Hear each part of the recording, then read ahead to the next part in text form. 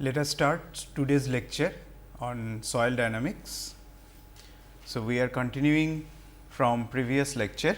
Let us look at the slide. In module 2 vibration theory, we are continuing with what we have learned till the previous class, a small recap of the previous lecture on the damped free vibration. This is the basic equation of motion, and the solution has two roots like this, which can give us three different cases like over damped, critically damped and under damped, depending on whether roots are real and distinct, roots are real and equal, and roots are complex conjugate. We have defined two new terminology. One is called critical damping, which is defined like this, and another parameter which is called damping ratio is the ratio of the damping constant to the critical damping. Now, let me come to the definition of that critical damping once again, how it is defined. The critical damping is the smallest value of damping which is necessary to prevent the oscillation of the system when it is undergoing damped free vibration. So, for the case of damped free vibration, to prevent the oscillation. So, if we do not want any oscillation to occur, the minimum value of the damping constant required to be provided is called the critical damping. And for different materials, what are the typical ranges of the damping ratio, that is C by CCR value, which is commonly used in our engineering design. These are just typical ranges, means exact value can be obtained experimentally in the laboratory. I will tell you, describe you how to obtain these values in the laboratory. So, these ranges generally lies between, for concrete structures, the value ranging between 5% to 7% of the damping ratio generally. So, that is why the damping ratio value will be 0.05 to 0.07. Many times you will see that we express the damping ratio in terms of percentage also. So, that is why I said 5% to 7%. For steel structures, the typical ranges of damping ratio is 1% to 2%, that is 0.01 to 0.02. For aluminum structures, the typical value of damping ratio ranging between 0.1% to 1%. So, the values are 0.001 to 0.01. Whereas, for soil, for any soil structures, the range of the damping ratio generally lies between 10% to 20%. So, that is why 0.1 to 0.2. So, you can easily see that which material will behave as a good damper when there is a dynamic load applied to a system. So, of course, among these four listed categories of material, soil will provide us as the best damping material. So, suppose if there is an earthquake, due to the earthquake, whatever vibrations are going to get generated and propagated through the media, because of the soil, we will get the values to be reduced because of having high damping ratio, but it is not the case for concrete or steel.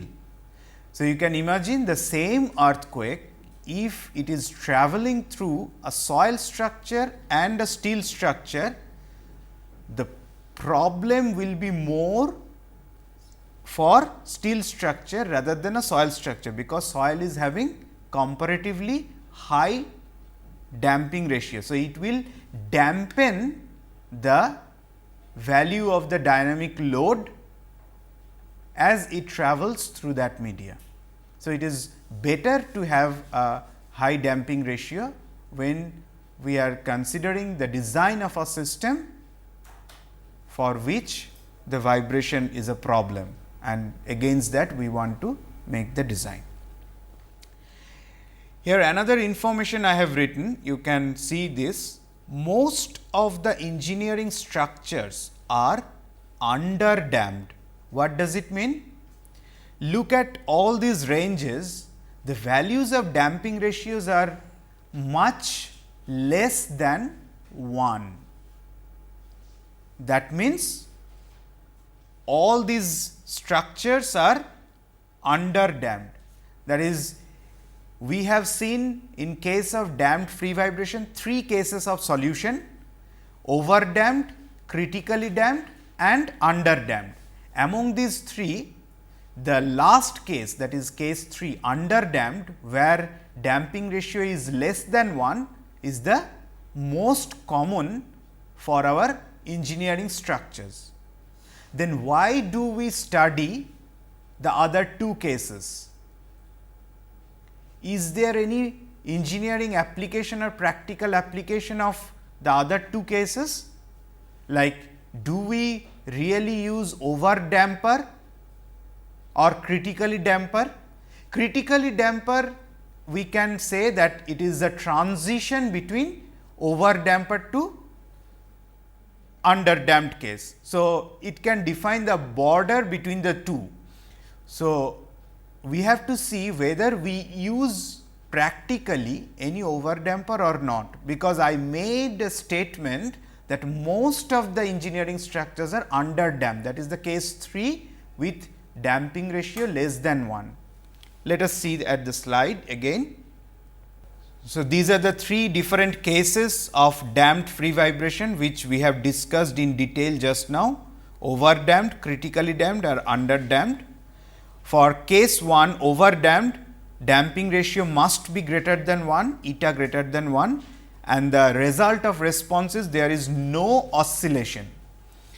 Case 2, for critically damped, damping ratio must be equals to 1, and the result is again no oscillation, because this case we have defined the critical damping as the condition when this is the minimum value of damping when no oscillation occurs, right.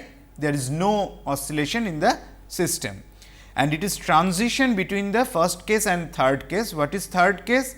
When the damping ratio is less than 1, and there we have oscillations, but with a decay function.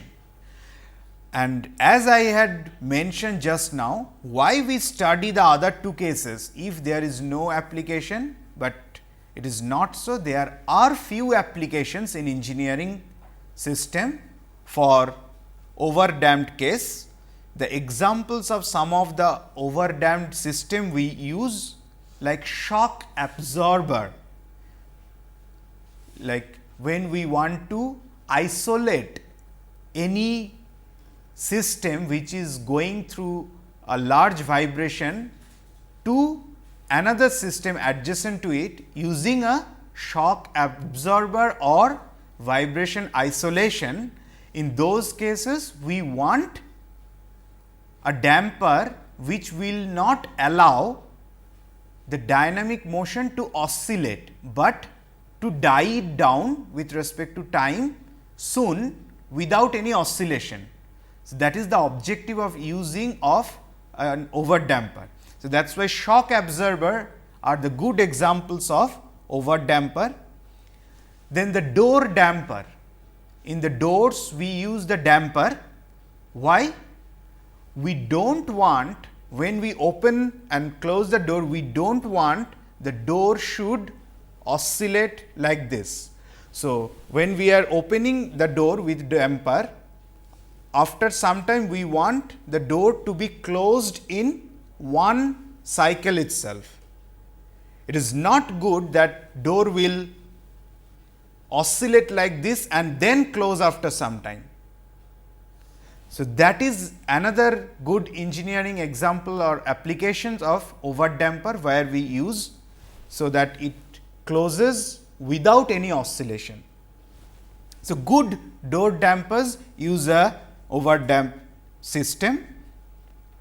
Another good example in engineering practice for overdamped system are the measuring instruments in laboratory, whatever sophisticated instruments we use, measuring instruments like for example, galvanometer or we can say displacement transducer and things like that. What we want when we are doing any test, during that time we want the reading, but if the needle inside the instrument is oscillating too much, it will be difficult for us to get a proper reading with fine accuracy. So, if the instrument is very sophisticated and very well designed, it has to give the correct data without any oscillation. The needle is not supposed to oscillate. There, for the better instrument design, we have to use an overdamper, so that there is no oscillation. That is another good example of overdamping system. But apart from that, let me repeat it once again. Most of the other engineering structures, whatever material we use for our civil engineering industry or any other engineering industry, all other engineering materials are of underdamped nature, that is with damping ratio less than 1, even much less than 1. The response of all the 3 cases of damped free vibration is shown here. You can see it is expressed here in different form, the non-dimensional form u of t, that is the x of t what I have found out the solution with respect to the initial displacement. So, that is why the curve starts at 0.1, because initially it will be 1, the ratio will be 1, and the x axis it is represented by t, time for which we are plotting the response, divided by T n, that is the natural period of vibration for the system. So, it is just to represent the x and y axis in non-dimensional form. The response will remain same, only difference is we are expressing them in non-dimensional form. So, that is why it starts from 1 and it oscillates like this. For underdamped case, when we have damping ratio less than 1, this is the case when it is critically damped, that is damping ratio is equals to 1, and this is the case for overdamped when damping ratio is more than 1. In these two cases, obviously there is no oscillation, the response dies down without any oscillation, whereas in the third case of underdamped there are oscillations, but finally also with time it will die down after few cycles or after few oscillations. So, with this knowledge, now let us move to the remaining 2 problems which were available in our given problem sheet.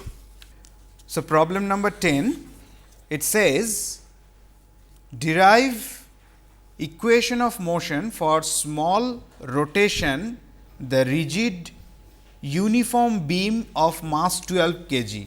This beam A, B, D is having a mass of 12 kg. There is a spring connected at a distance of 2 meter from this hinge support. That spring constant is given as 2500 Newton per meter, and one damper is connected at this point D, that is 5 meter from this hinge support, and the damping constant is given as 8 kg per second. So, what is the damping ratio? This is the first question. Then it is asked if the initial rotation of 0.1 radian at A is applied and the bar is released, compute the displacement at this point D at the end of 3 seconds. So, let us see how we can solve this problem. First, we need to draw the free body diagram. So, we have a hinge support here for the beam. Now, let us consider a small rotation. So, this is our direction of motion.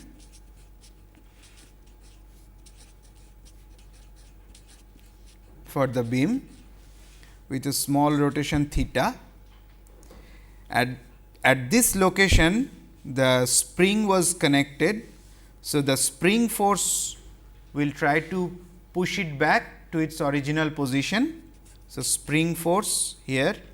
Here one damper was connected. So, one damper force will try to push it back to its original position f of d. And what are the distances? This is, say this distance is a, and let us say this distance is L. This point is A, this point is B, this point is D. Now, beam is having a mass. So, A is how much? A is 2 meter, L is 5 meter. So, CG of the beam is somewhere here 2.5. Now, what will happen to the inertia of the beam? It has displaced vertically down as well as it has rotated. So, there will be some inertia force here and some inertia force here. So, F I and M I at the CG. Now, if it is so, earlier I had shown you, let me repeat it once again, for any beam or any rod, if at CG we have two inertia forces M I and a linear inertia force F I, then instead of taking them at the CG of the beam, what we can do? We can transfer them at the end of a beam, say M I star. And for beam, how much was the expression for M I at the center of the beam? M L square by 12. That was the mass moment of inertia about center. And how much was the inertia force at the center? F I will be, how much is the displacement? L by 2 theta. So, acceleration is this much, mass into acceleration is F I, and M I is mass moment of inertia into acceleration. Instead of considering this M I and F I, what I said, we can as well consider a single inertia force M I star at the end. In that case, it will be how much? M L square by 3 theta double dot. Why? Because we are taking moment about this point. Just transfer these two forces from CG of the beam to this point. So, M L square by 12 theta double dot plus M L by 2 theta double dot times L by 2. This is L by 2. So, M L square by 4 theta double dot. So, M L square by 12 plus M L square by 4 will give us M L square by 3 theta double dot. So, for our problem, we are either taking those two inertia forces at the CG of the beam or at the end, it does not matter, it gives us the same result. Finally, what we are doing? We are taking moment equilibrium about that hinge support A. So, sum of m A equals to 0 will give us m I star. Let us look it back free body diagram. We have m I star coming from this one. Instead of these two, I am considering m I star, that is anticlockwise.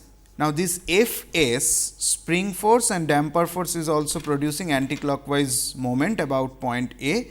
So, F d times L plus F s times A equals to 0. That is the equation of motion. Now, let us put the expressions known to us, m L square by 3 theta double dot plus F d is how much? The damper force is nothing but, let us look back here, the damper force F d will be the damping constant c times the velocity at this point. And how much is the displacement at this point? L theta. So, velocity is L theta dot. And how much is the spring force at this point? F s is spring constant times the displacement at this point. How much is the displacement? A theta. So, we get F d is c L theta dot times L plus F s is k A theta times A equals to 0,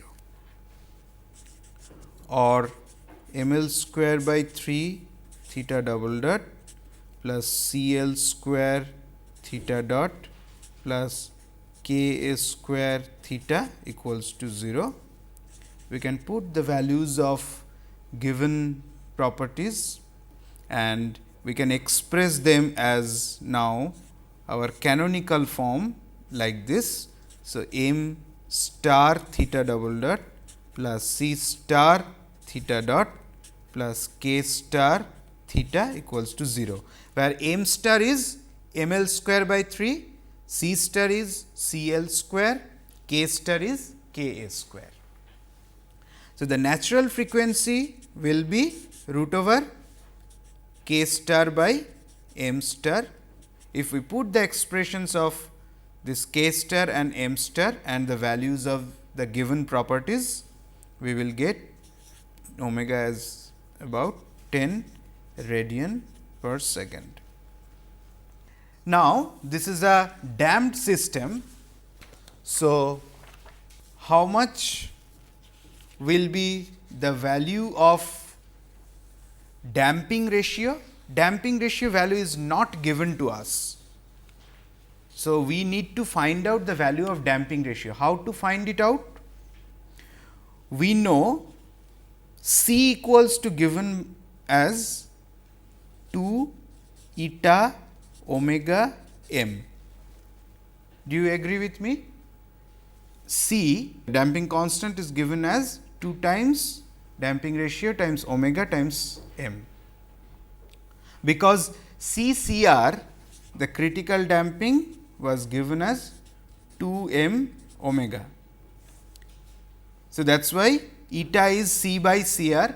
So, we get this expression.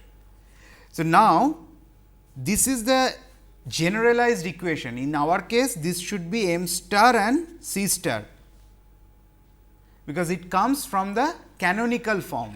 So, do not forget, it is not the actual values of m or c, but it is coming from this basic equation of canonical form of equation what we have. So, it is not actual C and actual M, it is actually derived from this basic form of equation. So, if you put the expression for C star, which is C L square, expression for M star, which is M L square by 3, omega already we have computed just now. So, everything is known, only unknown is damping ratio. We can solve for damping ratio, it comes out to be about 0.1.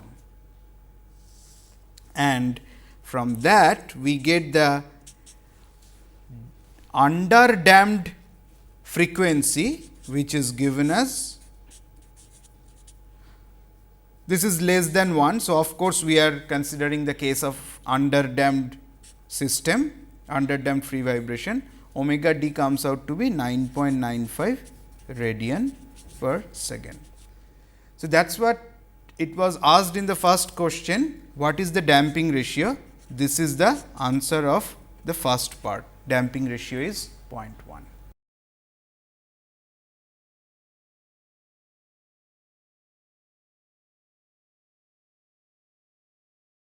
We had started solving the problem which was given to us, the problem sheet. So, let us continue with that. This was the problem statement with the picture given to us, which we wanted to solve, and for this problem we had already drawn the free body diagram with a direction of motion like this, and a spring force, damper force and the inertia force, how they are acting and what are their magnitude, that we had computed. Based on that, we have written the equilibrium equation of moment about this hinge support A, from which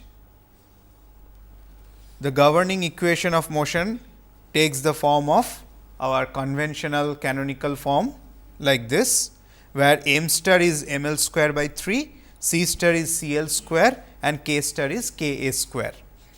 Now, after knowing all the given values, we computed what is the natural frequency of the system. It has been computed like 10 radian per second. Based on that, the damping can be expressed by this expression and critical damping ratio is expressed by this expression, and remember this was actually star. So, eta is nothing but C star by C CR star, which we have computed as 0.1, which is less than 1. So, it is a case of under damped free vibration. Now, in the next step, we have computed damped frequency of the system, which is given by the natural frequency of the system times root over 1 minus eta square, where eta is less than 1, and the damped natural frequency comes out to be about 9.95 radian per second. So, we had stopped up to this part, and what was the next part of the question of the problem? It is asked that if initial rotation, that is theta naught, that is theta at time t equals to 0 at point A, that is at the hinge, it is given as 0.1 radian. So, it says if initial rotation of 0.1 radian at A is applied and the bar is released, what does it mean? The initial velocity was 0, because only the rotational displacement has been applied and then the bar has released, so that it can vibrate under free vibration condition. It is asked that at the end of 3 seconds, so when t equals to 3 seconds, how much will be the displacement at the end d. So, we need to find out at the end of t equals to 3 seconds, how much will be the rotation at point A, and if we multiply that rotation with respect to the length of the beam A d, we will get the displacement at d. Pretty simple. Now, referring to the solution what we know for a case of under damped free vibration. What was the solution available to us?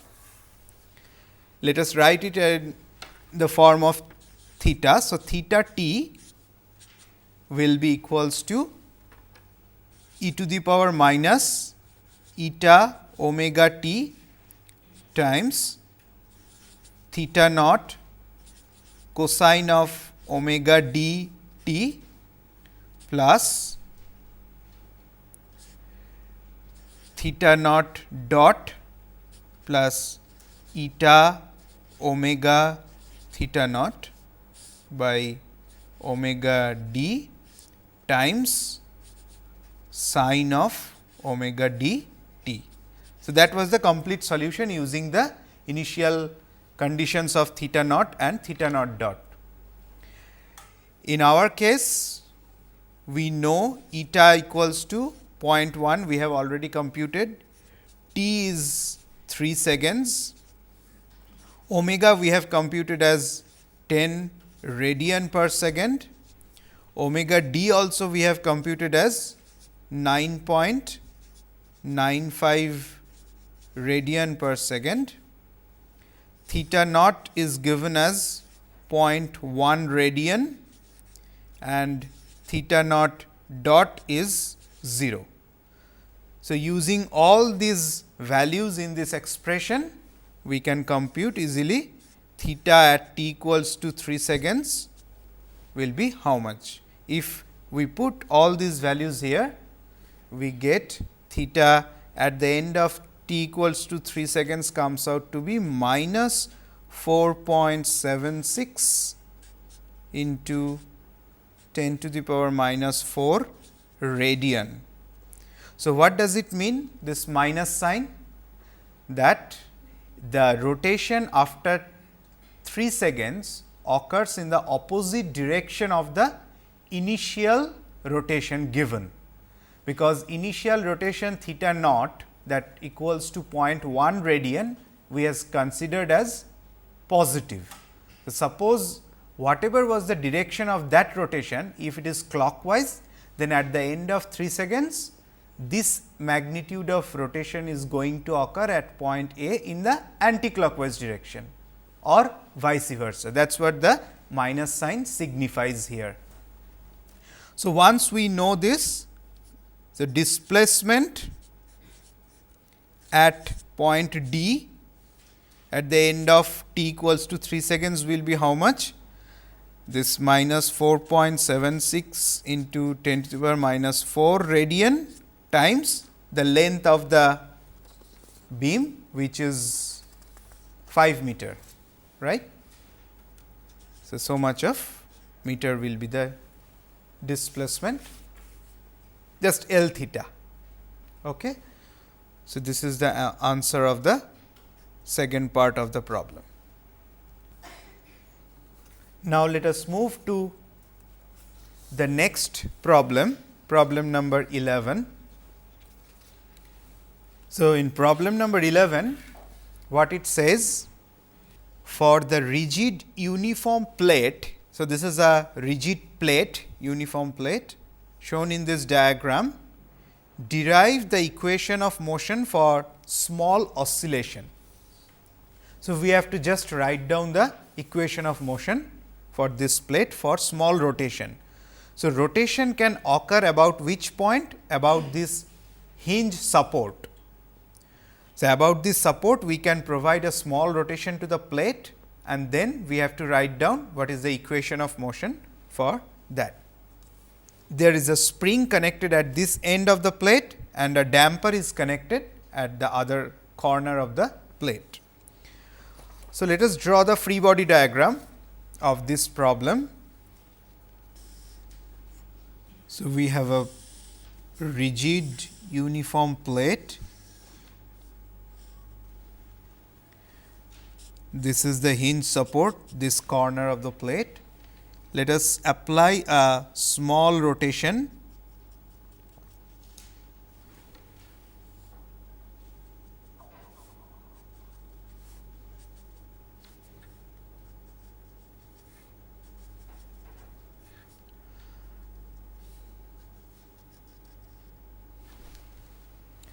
So, we have applied a small rotation theta about this hinge. This is our direction of motion. Here will be some support reaction at this hinge, say this point is A. So, A y and A x are the support reactions. We have a damper here. So, this point has been moved. So, the damper force will come here, it will act in this direction f of d and linear damper. So, in this direction it will work and there is a linear spring attached to it which has moved here.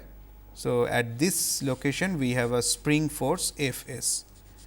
F s will act in this direction to bring it to its normal position, F d will act vertically upward to bring it back to its normal position. What else will act? At the center of the plate, there will be the vertical inertia force, horizontal inertia force and a rotational inertia force at the center of the plate. Why these three inertia forces?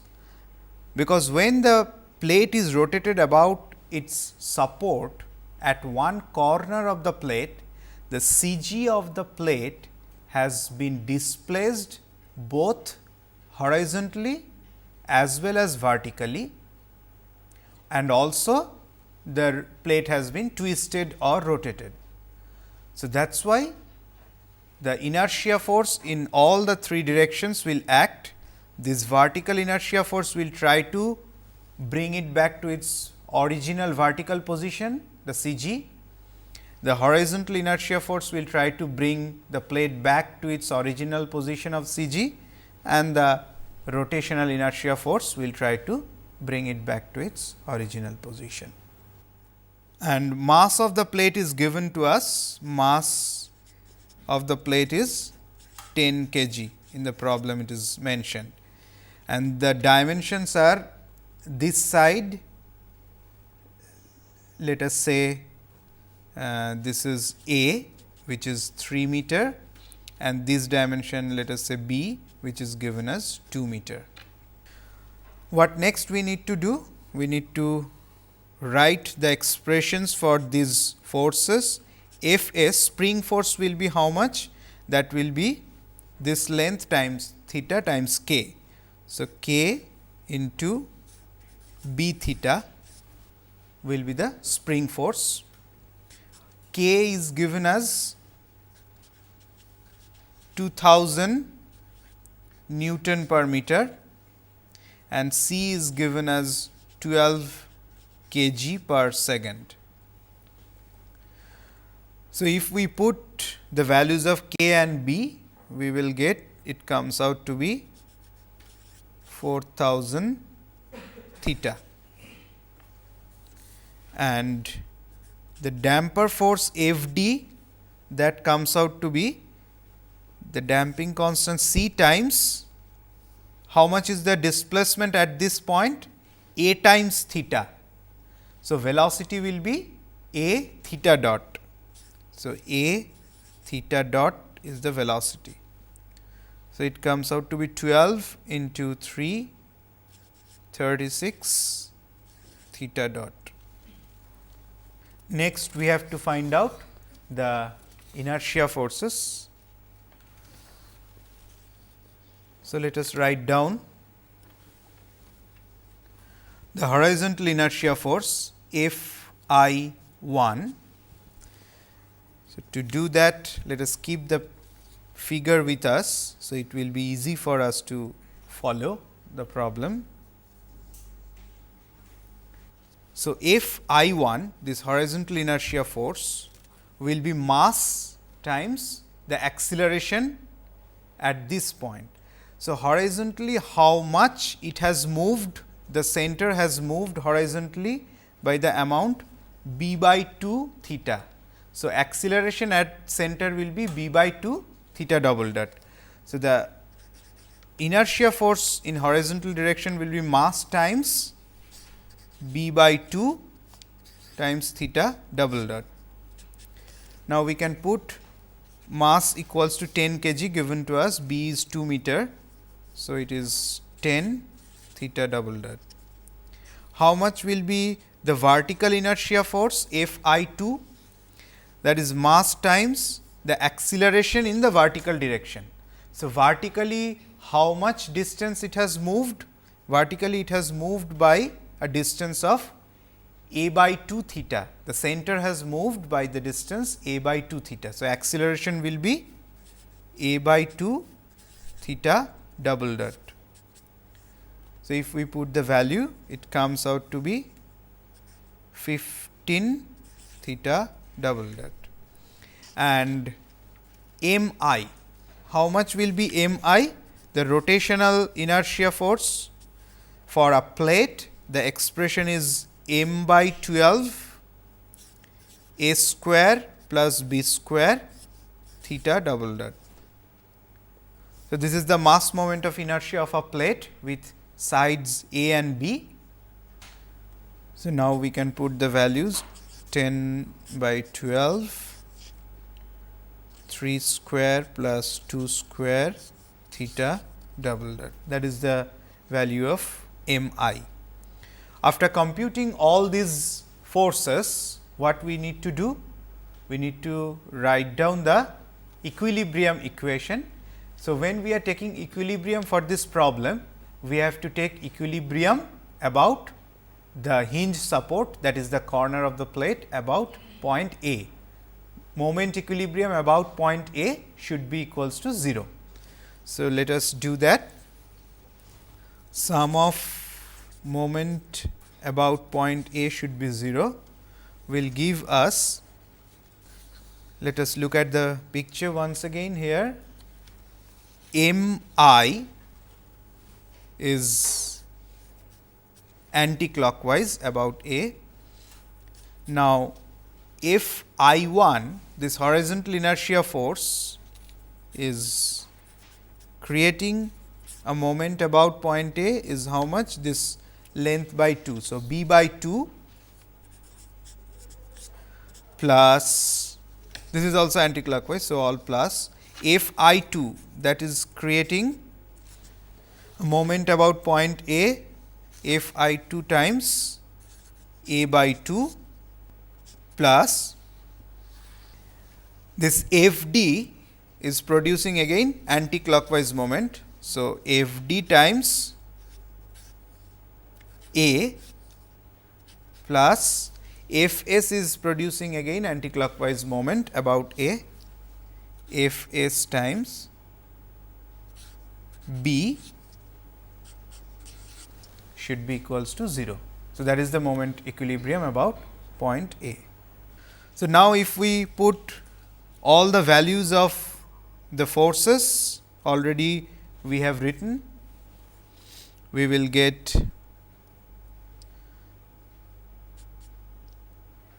this comes out to be 9 plus 4, 13, 130 by 12 theta double dot. So, 130 by 12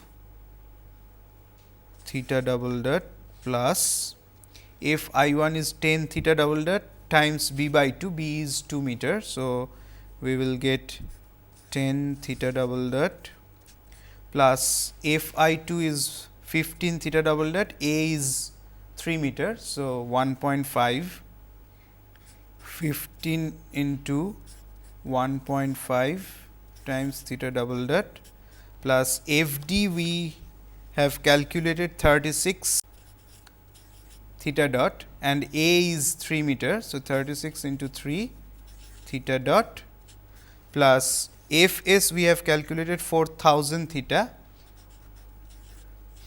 So, f s is 4000, b is 2 meter into 2 into theta, that equals to 0.